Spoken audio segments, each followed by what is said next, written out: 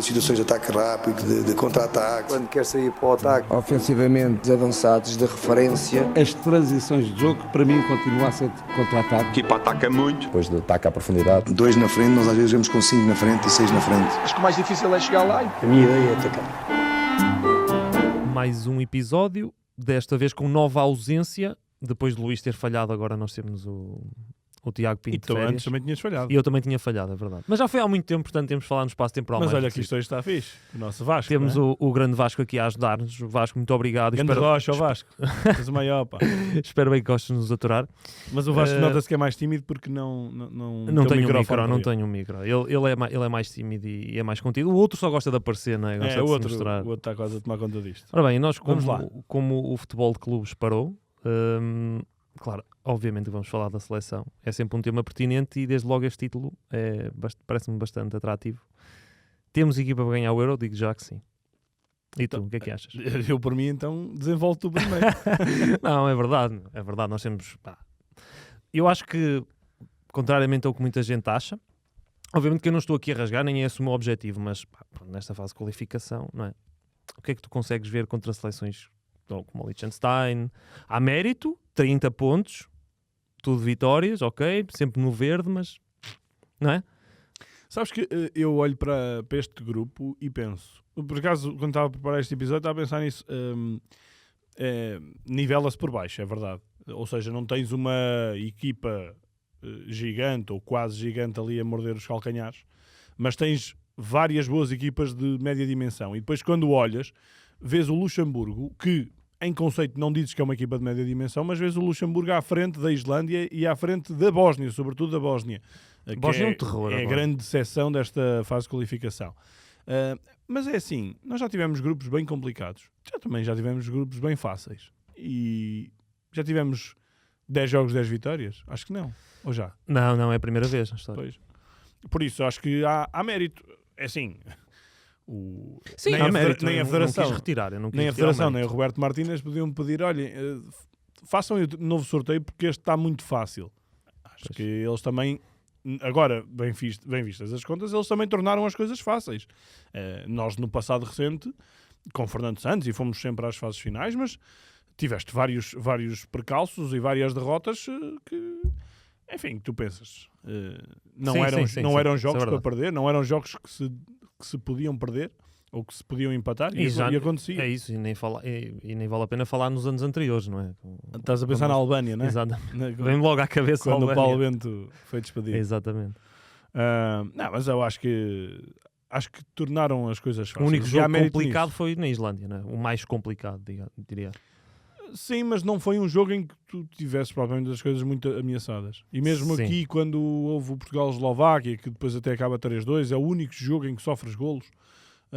Mesmo aí, o jogo teve sempre mais ou menos controlado. Tremeste um bocadinho em 2 períodos, mas nada de especial. Portanto, o somatório, isto 10 jogos, 90, dá 900 minutos. Em 900 minutos tiveste ali meio a tremer, sei lá, tudo junto, que é meia hora?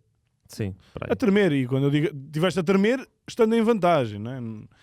Portanto, acho que foi uma campanha exemplar e foi uma ótima oportunidade para, sob vitórias, e por isso, sem grande clima de contestação, o Roberto Martínez conhecer os jogadores, conhecer a federação, conhecer o projeto, conhecer a estrutura e trabalhar para as fases finais.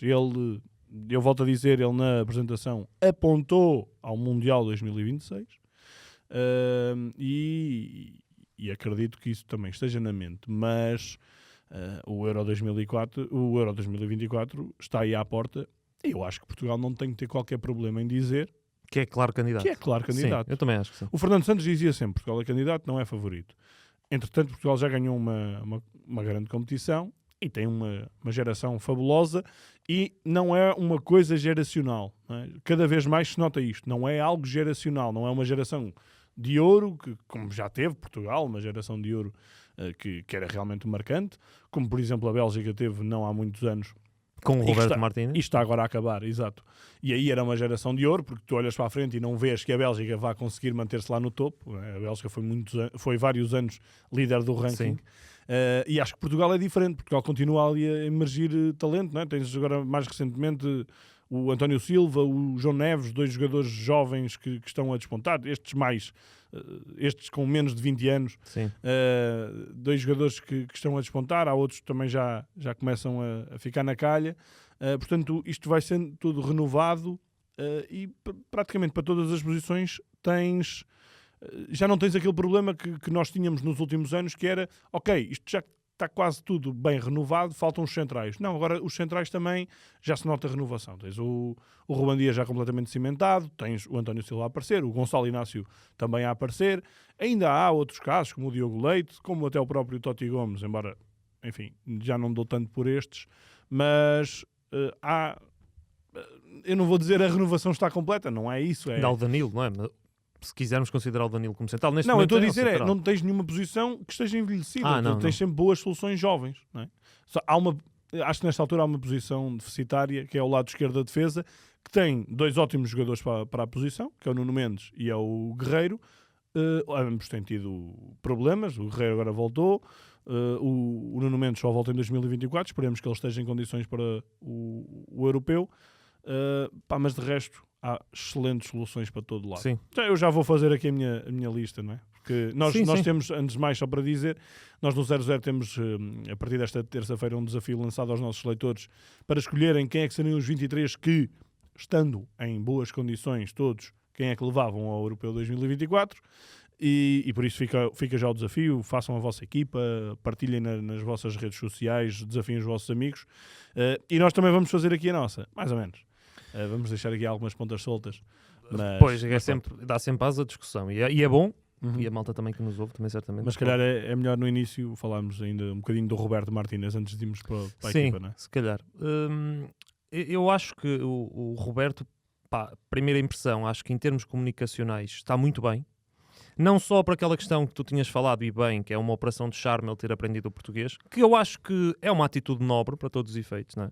É uma operação de charme, mas acho que é uma atitude nobre. Eu já disse isto, acho que o Roger Schmidt, por exemplo, que está cá há mais de um ano e foi campeão, é um grande handicap nesta fase de menor fulgor do Benfica, é um grande handicap. A mensagem dele não passa para os adeptos. Exatamente, é isso. É mais difícil. O próprio Kaiser, quando esteve aqui, falando de treinadores recentes, também demorou algum tempo Demorou. Ele falou sempre em inglês, ele nunca falou em português. Nunca. Isso é um aspecto positivo, mas mesmo perguntas incómodas, e é um treinador que ele não tem problemas em responder, e mesmo naquelas em que é preciso desenvolver mais, ele desenvolve sem qualquer tipo de problema. É isso que eu gosto bastante nele. Ou seja, há treinadores que se calhar em determinados temas são mais contidos, não é? E muitas vezes até dizem, eu estou aqui para falar de futebol, mas a pergunta é sobre futebol, e eles refugiam-se muito nessa estou aqui para falar de futebol, e quando as perguntas são muitas vezes sobre futebol, eles não falam. Quando perguntavas ao Fernando Santos, e era sobre e era sobre futebol, é isso que é. As perguntas que lhe fazia era uma coisa que eu nunca consegui compreender no Fernando Santos, que nas perguntas sobre a convocatória, eu não tenho que lhe responder a isso, ou esta é a minha decisão. Então, mas não é? Tem que haver critérios. É a mesma questão que eu digo sempre, que é aquelas perguntas são as perguntas que os portugueses querem saber. Exatamente, porque convocou o X e não convocou o Y, não é? Agora, se o treinador te diz, ou o selecionador neste caso te diz, porque eu assim entendi. Ele não chegou, eu tenho a ideia que ele chegou a responder a dizer, eu não tenho que lhe responder a isso, acho eu. Talvez, sim.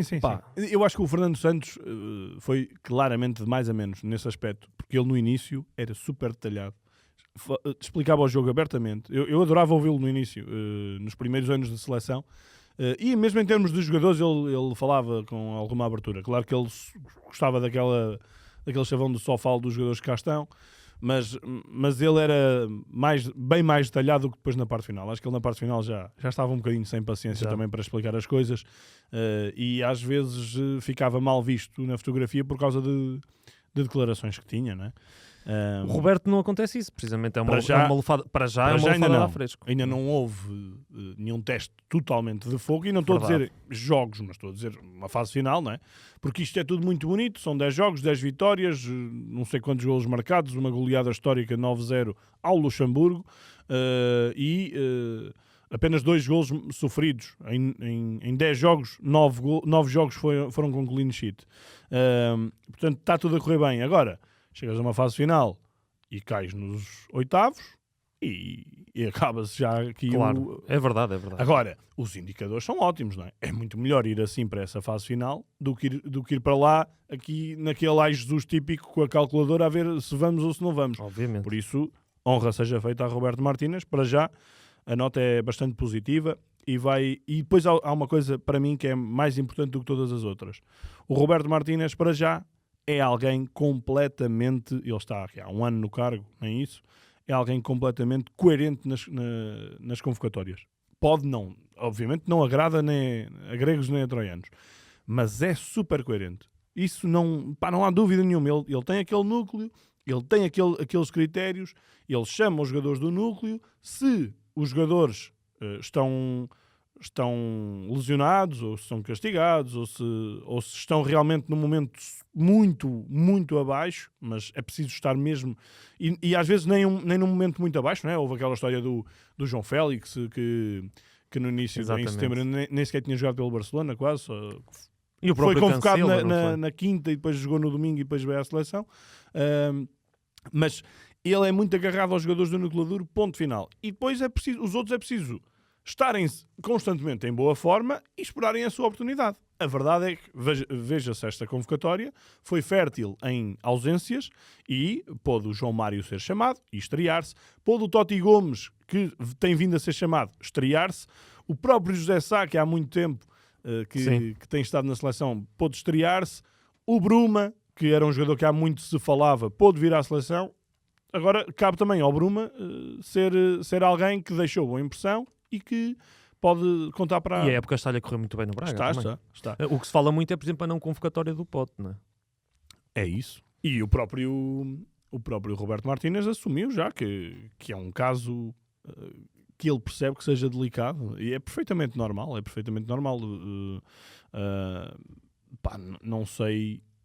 Não sei quanto tempo mais é que o Pote não vai ser chamado. Eu acho que ele mais cedo ou mais tarde terá que ser chamado. Só que depois também o Roberto Martínez está nem há um ano no cargo. Daqui até ao Europeu, ele vai ter mais uma convocatória. Em março, para 2 jogos particulares. Não vai poder trabalhar mais nenhuma vez com a equipa durante o próximo meio ano, sem ser essa vez. E depois vai ter que fazer a convocatória final. Portanto, é muito complicado seres selecionador, e acho que é utópico ser selecionador de jogadores em bom momento. Esse não pode ser o primeiro critério. Nunca é, não é? Porque senão ele trocava aos 15 de cada vez.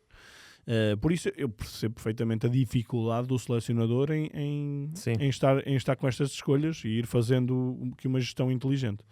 Ora bem, então vamos partir para a nossa lista, não é? Vamos, sim, senhor. Baliza. Convocatória de 23. Só em relação ao Roberto Martínez, eu queria dizer que aprecio muito o facto de ele ser o típico selecionador paizão, porque os selecionadores normalmente são mais paizões. E são o Fernando Santos era menos também, não é? Mas é um paizão sem romper.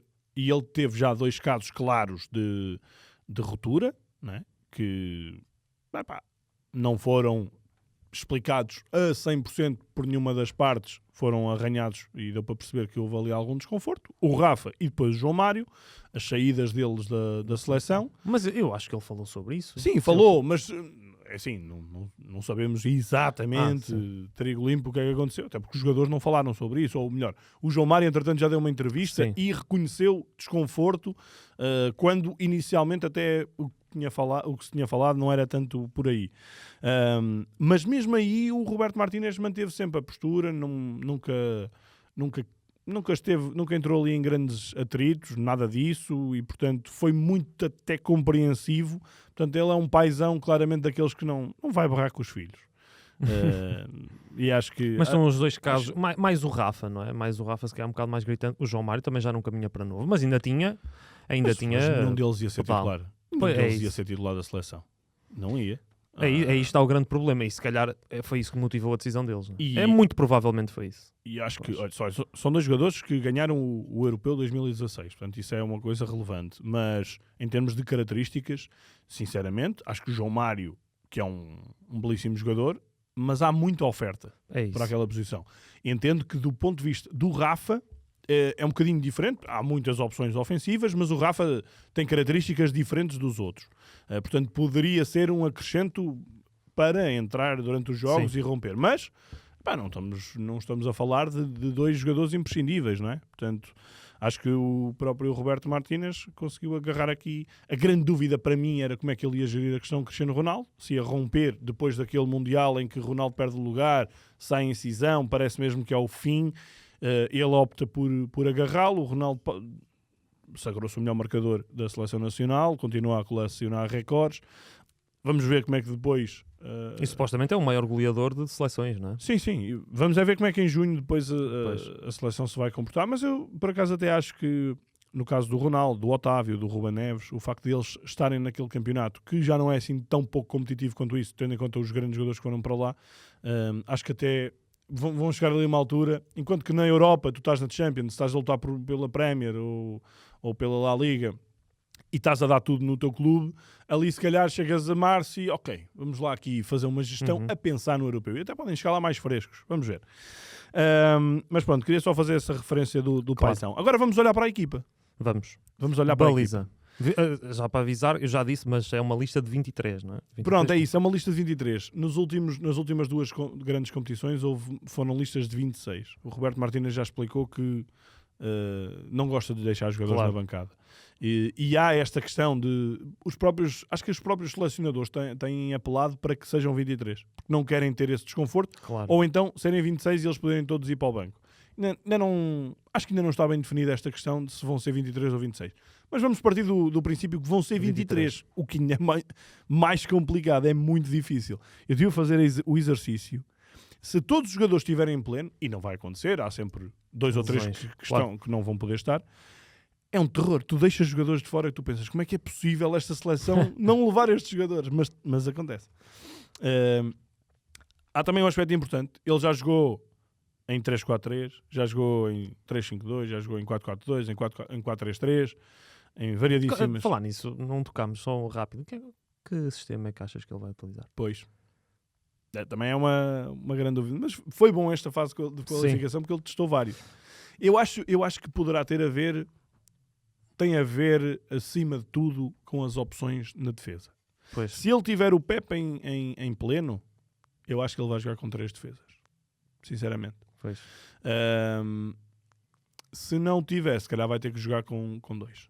E depois também há, ainda em relação aos centrais, o Porto este ano já jogou com 3 centrais. Jogou na Amadora até, só que depois o Marcano lesionou-se, o Pepe tem andado lesionado e por isso o Sérgio Conceição não pode jogar dessa maneira. Mas para mim, acho que era a melhor solução para o Porto, para este Porto, era, tendo opções, jogar com 3 centrais. Sim. Porque jogava com o João Mário de um lado, jogava com o Galeno do outro e acabava com o problema do defesa esquerdo. Mas depois, o próprio Benfica agora está a jogar com 3 defesas. O Sporting joga com 3 defesas. Portanto, se isto continuar assim, se calhar os 3 defesas ganham mais força do que o resto. Porquê? Porque há o António Silva, há o Gonçalo Inácio, que estão rotinados. E poderá haver o Pepe e há o Ruben Dias. Quer dizer, o António Silva, só agora recentemente é que o Schmidt apostou no sistema de 3 defesas também. Não? Sim, é isso. É provisório, não sei se vai continuar. Por isso é que eu estou a dizer, também depende um bocadinho disso. Mas adiante. Eu acho que a baliza é o que está mais fechado de tudo. Não há dúvidas nenhumas. Portanto, ele convocou sempre estes 3, né? Diogo Costa, Rui Patrício e José Sá. Todos jogaram. Diogo Costa 7, Patrício 2, José Sá 1. Não há dúvidas também quem é que vai ser o titular. Baliza está feito. Depois, na direita, em condições normais, João Cancelo e Diogo Dalot. Só que aqui a grande questão é o lado esquerdo. E o lado esquerdo tens tido Nuno Mendes fora, o Guerreiro vai entrando aos poucos, mas eu tenho muitas dúvidas que os 2 possam estar no europeu. Se os 2 tiverem, vão os 2. Se não tiverem, abre-se uma vaga, provavelmente do lado direito. E passa João Mário. Passa o Dalot ou o Cancelo a jogar do lado esquerdo. E essa vaga, eu também estive a refletir sobre isso, essa vaga, diria que nesta altura está entre 2 jogadores, Nelson Semedo ou o João Mário. O Nelson Semedo tem mais jogos, é um jogador internacional há mais tempo, tem 30 anos, e falhou um jogo da Premier. Até agora. São 12 jornadas da Premier, ele não jogou numa, o resto foi sempre titular. Pois. E só em 2 é que não fez 90 minutos. Porquê? sabes que para nós que acompanhamos mais o futebol português e assim pensamos, ok, o João Mário se estiver em boa forma pode ir, mas depois pensas, e se o João Mário fosse para o Wolverhampton, jogava ele ou jogava o Nelson Semedo? Não é? É complicado fazer esta distinção. Pois é. Mas o João Mário apareceu muito bem, ele tem, fiquei na retina com um excelente cruzamento para um cabeceamento do Ronaldo, aparece bem. Acho que pode ser uma das lutas interessantes, até mas só vai acontecer se houver uma baixa do lado esquerdo. Para jogar com 3 defesas também é um jogador indicado, tem rotinas de extremo, aliás. O Conceição já o colocou a lateral direito há muito tempo, mas é um jogador, ele de origem é extremo. É extremo, exatamente. Depois, o centro da defesa. Até agora foram chamados 6 jogadores para jogar a centrais. Vou esquecer o Danilo, que também já foi chamado, mas... e a grande dúvida é o Pepe. Né? Se houver Pepe, vai Ruben Dias, vai António Silva e vai Gonçalo Inácio. Os outros dois, o Totti Gomes e o Diogo Leite, sinceramente não acho que nesta altura diria que não. O Diogo Leite, aliás, dos que o Roberto Martínez chamou, o Diogo Leite é dos pouquíssimos que não chegou a jogar. Ele foi logo chamado no início, mas o Union tem feito uma época desastrosa. Sim. Já saiu o Urs Fischer e tudo. Exatamente. Há também o Danilo. Pois, era isso que eu ia dizer. O Danilo não colocas... Pois. Coloco, até porque ainda agora no jogo... qual é que foi o jogo anterior? No Liechtenstein. O Ruben Neves também jogou ali mais atrás. Mais recuado. Portanto, quer o Ruben Neves, quer o Danilo podem atuar nessa posição. Portanto, aqui... Se o Pepe não estiver em condições... E o Palhinha. Sim, o Palhinha, mas o Palhinha mais trinco. Apesar de tudo, ele... Sim, mais trinco. É mais trinco. Mas lá está, o terceiro central vai ser quase certeza um destes 3. Né? Ruben Neves, Palhinha e Danilo, que em condições normais vão todos. Vão os 3. Achas que... Pois, a minha dúvida estava aí em relação ao Danilo, porque tu não o colocaste nos defesas. E para médio, se calhar já... Não, se calhar um deles tem que cair se o Pepe for. Para mim o Pepe é das grandes incógnitas. Se o Pepe tiver bem, vai. E é por tudo o que significa, não é? Sim, e pelo que representa. Ele, em condições normais é um excelente jogador, muito válido. Mas se ele não for, vão os outros 3 médios e assim não há risco de cair alguém. Sabes que destes médios foi engraçado que eu estive a ver. O que teve mais jogos foi o Ruben Neves. Teve 8 jogos, mas eu até diria que nesta altura o trinco principal é o Palhinha. Não é? Que fez 6. Um fez 8, o outro fez 6. Mas o Palhinha fez o dobro dos minutos do Ruben Neves. O Ruben Neves foi mais suplente do que titular.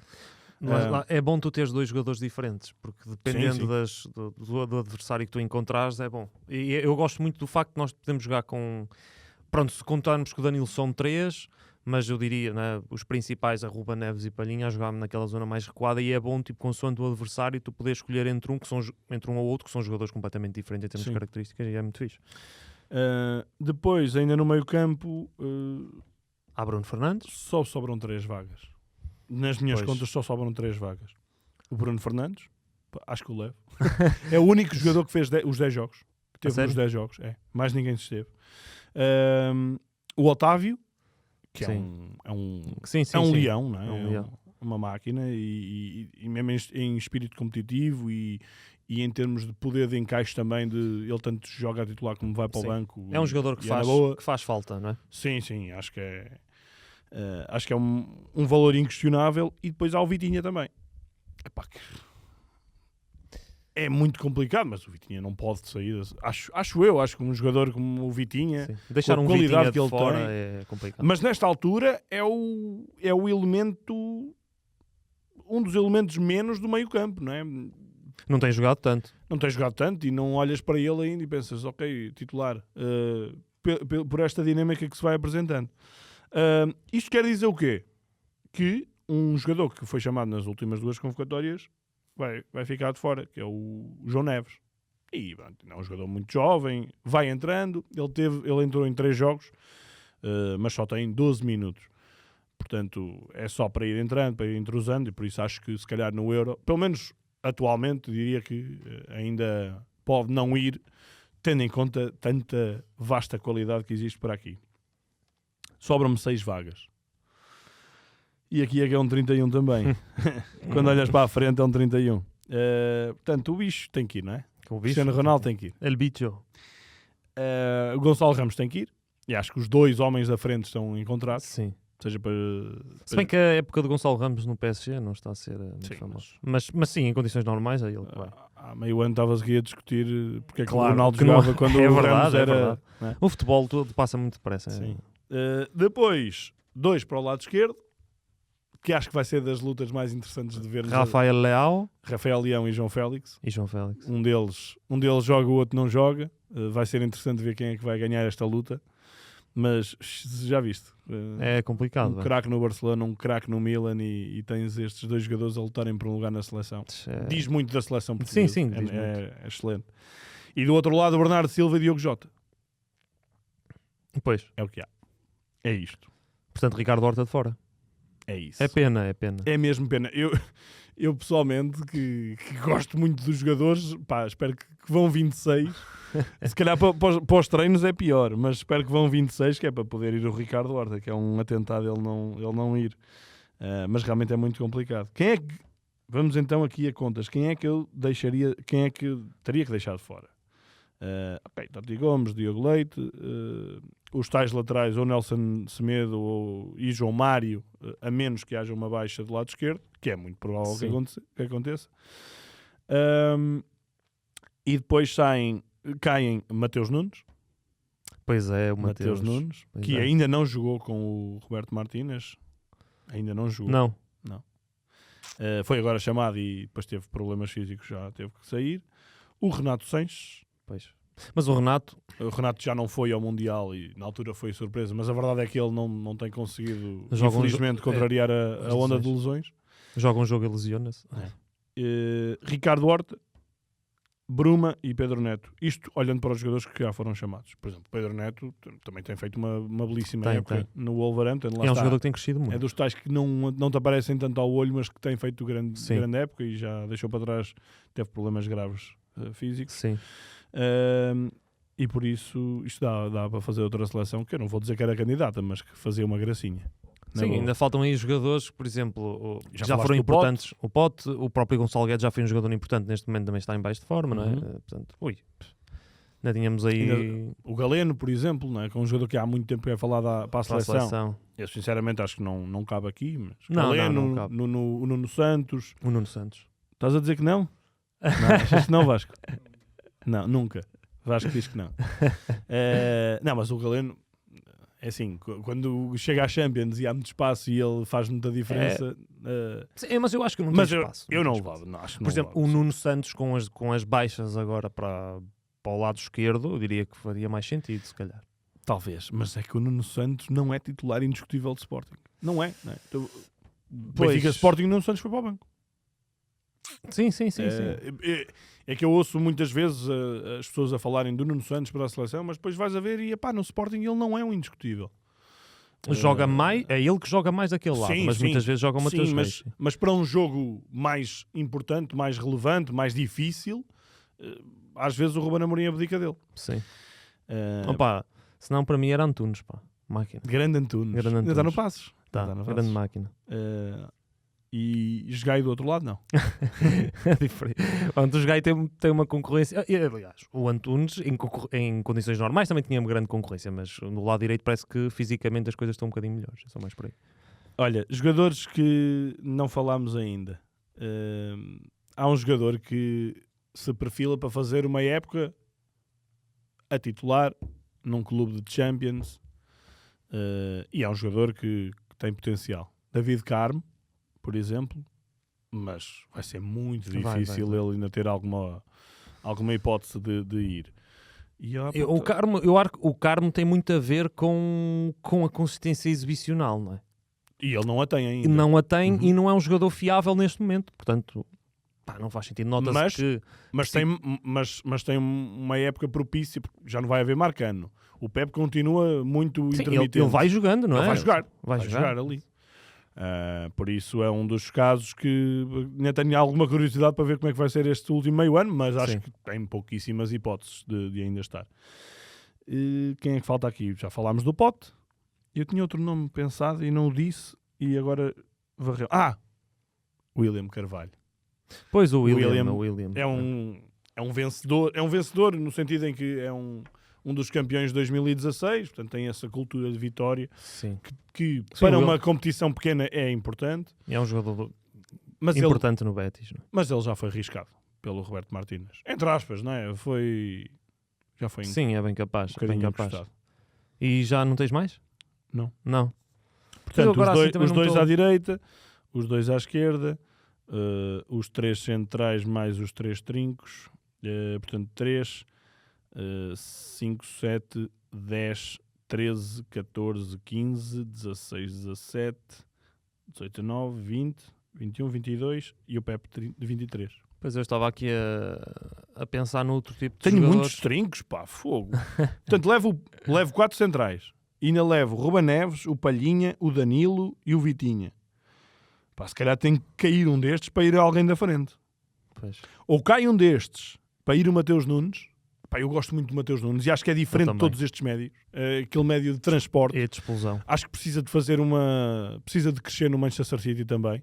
Mas pode chegar ao Mundial numa boa forma. Pá, e se depois cair o Pepe, eu voltava a meter uma vaga lá à frente. Neste caso, no Ricardo Horta. Portanto, o Mateus Nunes é o meu jogador 24, o Ricardo Horta é o meu jogador 25. E o 26. E o 26. Tinha que levar alguém mais para a frente também. Ou levava ao Renato, depende da forma dele, ou levava ao Bruma, ou levava ao Pedro Neto. Tinha que ser um destes. Era um destes. Acho que faria sentido. Olha, eu gostei. Foi um Gostaste? bom exercício. É difícil, mas é um bom muito exercício. difícil. É muito Bom difícil. exercício. Pensar que deixarias esta malta de isso. fora. Deixar a malta de fora. Se fosse também é selecionador, complicado. telefonavas-lhes? Não sei, pá. Será? Já viste? Será que tu tens que dar... Mateus Nunes, tu estavas chamado para a seleção brasileira e foste chamado para a portuguesa. Pá, ainda bem que escolheste. Olha, vais ficar fora do Euro. Liga-lhe aí. Dá-lhe essa liga dela. Dá essa chamada ao rapaz. A situação É muito difícil. Muito difícil. Coitado. Assim, Pá, eu acho que em casos desses, acho que pronto, tem que haver o toque do selecionador. Mas noutros... não, mas por exemplo, um jogador que é sempre chamado. Por exemplo, o Ricardo Horta. Imagina que não tinhas espaço para o Ricardo Horta. Tendo em conta que ele foi sempre chamado, só não foi na primeira. Dava-lhe uma palavrinha, sim. Dava-lhe uma palavrinha, claro. É duro. Nesse caso, sim, porque é um jogador que tem-te acompanhado sempre, ou melhor, nas últimas convocatórias, portanto... E o Totti Gomes? O Totti Gomes eu acho que ele próprio sabe, não é? A concorrência que tem, que é difícil. Sim. Já é bom ele estar lá, não é? Já é bom ele estar lá. E Na idade que tem, sim. E ao João Neves? Também acho Se que eu não. deixasses de fora. Acho que não. Acho que não tinha que... Acho que o miúdo compreenderia, não é? Olha que eu não sei se sobrar aqui uma vaga, não sei se ele não vai levar o João Neves em vez do Mateus Nunes. Porque Não eu sei acho se ele que o mete à frente, porque tem sido mais vezes chamado agora. eu acho que o O João selecionador... Neves é um grande jogador. É, um grande mas jogador. eu acho que o selecionador, se for a contar esses casos todos e se justificar sempre, ou tentar se justificar sempre com os jogadores, acaba depois por ser um bocadinho refém e ter uma pequena obrigação moral com o jogador. Não achas? Desculpa. Estava a ver o tempo e estava preocupado. Quanto é que temos? Ui, já estamos a... Mas pronto, é só esta... Diz lá. Estava a dizer que é sempre muito difícil, para mim, é uma posição ingrata para o selecionador, sempre que se tenta justificar a um jogador, opá, tu não foste convocado por isto e por aquilo e etc, etc, Mas estou a dizer em privado, não estou a dizer em Sim, público. mas mesmo assim o selecionador acaba por ficar refém e fica quase como uma obrigação moral, não é? Depois de recompensar o jogador. Digo eu, não sei, eu nunca estive na posição, Eu acho mas que um dá-me treinador, essa ideia. acho que um selecionador não tem que sentir essa obrigação. É isso. Não tem que sentir. Pronto, vamos então para as rúbricas. Hoje não há desenterrado, mas nós vamos para... Hoje não há Tiago. Não há Tiago. Vamos para o isto sim ou isto não.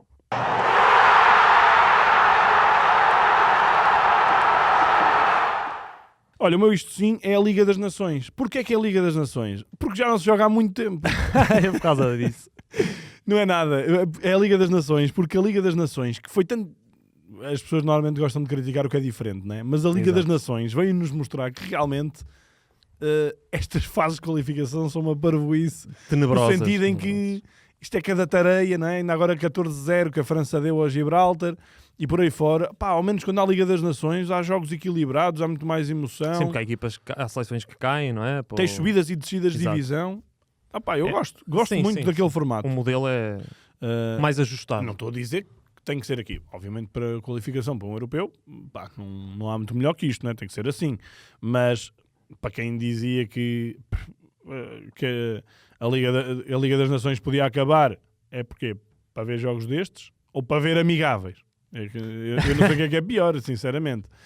Mas pronto, um abraço à Liga das Nações. Saudades.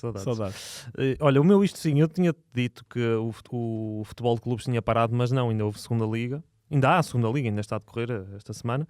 Portanto, e o meu isto sim vai para o Santa Clara, que é o líder do campeonato, a par do Nacional, 23 pontos, líder da segunda liga. Bom trabalho do Vasco Matos até agora, tem 6 vitórias e 5 empates e apenas 4 golos sofridos, ainda não perdeu nenhuma vez. Portanto, tudo bem que o investimento também, eu acho que é enorme e coaduna com a vontade do clube em voltar à Primeira Liga, mas até agora faz bem também para abrir o mapa, não é? Exatamente, acho que agora está bem. O Nacional também está a ser uma bela surpresa, mas eu destaquei aqui o Santa Clara porque ainda não tem derrotas e foi mais por aí. Muito bem. Agora vamos para o Isto Não. E o teu Isto Não é? O meu Isto Não é o Brasil, que continua sem reina em rock, com todo o respeito para Fernando Diniz, que garantidamente está a fazer o melhor que pode, e coitado do homem que não tem um descanso, está com o Fluminense, já foi campeão da Libertadores, e quando há uma paragem de seleções ele vai ser selecionador do Brasil. O Brasil continua neste impasse, até que era tranquilo porque não havia jogos a doer, mas agora já começa a haver, e nos jogos a doer as coisas estão a doer. Perderam com o Uruguai, perderam com a Colômbia, nós estamos a gravar na segunda-feira. Não sei como é que vai ficar o jogo contra a Argentina, mas temo o pior. E o Brasil continua aqui com isto por esclarecer. Não se sabe se efetivamente o Ancelotti vai ser o selecionador a pensar em 2026 ou não. Não se sabe quando é que vai ser. Mas a coisa não está propriamente a navegar por águas tranquilas. E já vi algumas críticas bem fortes, bem ferozes à seleção e ao nível da seleção. Não está fácil a coisa para o Brasil, não. Olha, eu vou falar também na América do Sul, mas eu vou falar de um caso particular que a mim me chocou um bocado. Isto tem a ver com as declarações do Alexis Sánchez. O Chile está com problemas na fase de qualificação, não é? Para o Mundial 2026. Está em 8º lugar. O Eduardo Berizzo, que era o selecionador, saiu. E não foi ao Mundial. Não foi. Está a atravessar uma crise o futebol chileno, mas o mais grave foram as declarações do Alexis. Eu não sei se isto também é para se justificar, mas mesmo que seja para se justificar, são demasiado graves para nós não considerarmos. Portanto, isto para resumir, o Alexis falou em conferência de imprensa depois do empate contra o Paraguai, que motivou a saída do selecionador, do Eduardo Berizzo, e falou das condições do futebol chileno. Realmente do que ele diz, são miseráveis. Eles jogaram recentemente no estádio do Colo-Colo, que é um dos principais clubes do Chile. Ele disse que estiveram excrementos a sair do duche. Portanto, que nojo. Não faz sentido nenhum, que noutro estádio também não tinham que tomar banho à vez. Portanto, é a seleção nacional, é o que ele diz, não é uma equipa de quarta ou de terceira, é uma seleção nacional. Portanto, é lamentável, é muito triste. E vamos agora para o Se Eu Fuera.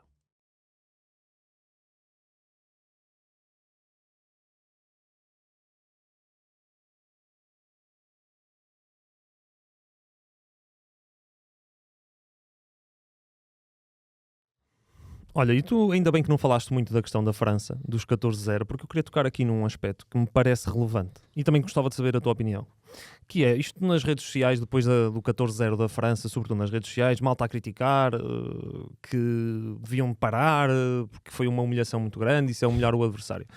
Por acaso hoje vi a Federação Francesa lançou no Twitter o vídeo do Deschamps ao intervalo, o discurso dele, em que ele diz que está 7-0, mas nós não vamos parar, o recorde é 10-0, nós temos que conseguir batê-lo.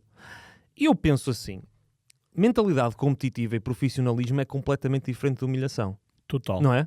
Portanto, aqui eu não percebo porque é que as pessoas criticam. Não é? Não as entendo. pessoas têm criticado alguma coisa. É isso, porque... Imagina, se calhar são as mesmas pessoas que depois criticam os jogadores que com 4 ou 5-0 andam a fazer cabritos aos outros. É isso. Não é? O que é mais desrespeitoso para com o adversário?